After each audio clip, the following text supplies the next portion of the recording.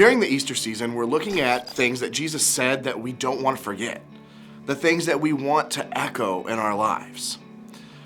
I want you to tell someone today about a time in your life that you don't want to forget. For me, it was my kids being born. I'll never forget the day that they were born because they're so important to me. And I never want to forget watching them learn how to walk and watching them grow. Many of us use these reminders to help us not forget things that matter to us because it's easy to forget things after the moment passes. When things are going well, it's easy to forget how much we really need Jesus. When things are difficult, it's really easy to forget how we've seen God work in our lives in the past. And that happens because we're focused on the things that we're going through right now. Well, Jesus had many conversations with his followers in his last days here on earth. He knew his life was coming to an end. Jesus saved some of his best wisdom for his last days so that it would continue to echo after he was gone. A guy named Luke wrote about Jesus and what Jesus said and did, and it's recorded for us in the Bible. One of those stories that Luke wrote was about a Passover meal. Passover is a Jewish holiday where they celebrated God saving them from slavery in Egypt. When they were en route to their new homeland, God made it rain manna from the sky. Manna is a flat bread that didn't have any leavening in it. Leavening is what makes bread rise.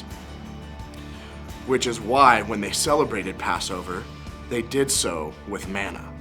It was something worth remembering. During the Passover meal Jesus had with his disciples, he gave some final instructions.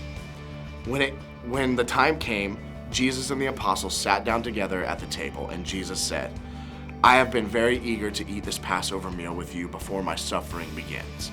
For I tell you now that I won't eat this meal again until its meaning is fulfilled in the kingdom of God."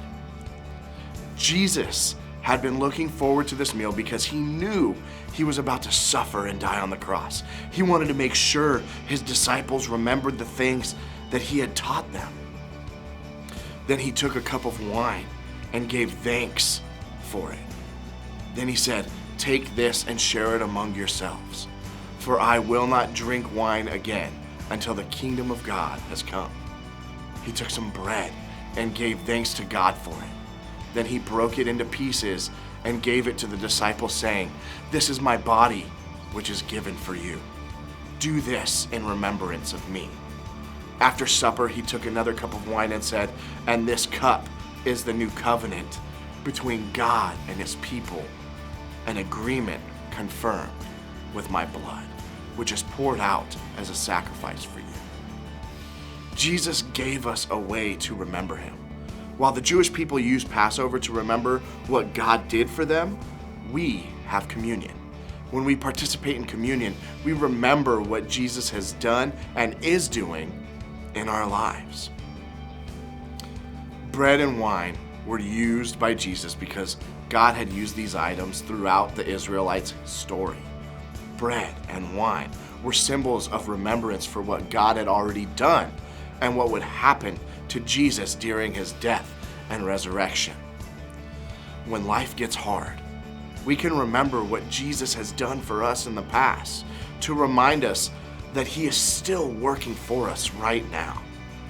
When life isn't going the way that we hoped, it's important to remember what Jesus did so that we know he's still with us and he's still for us. We remember what Jesus has done to know that he is still working. When we can remember what Jesus did for us, it changes how we view our circumstances because it helps us see God working in the good things and gives us hope that God is still working in the tough times.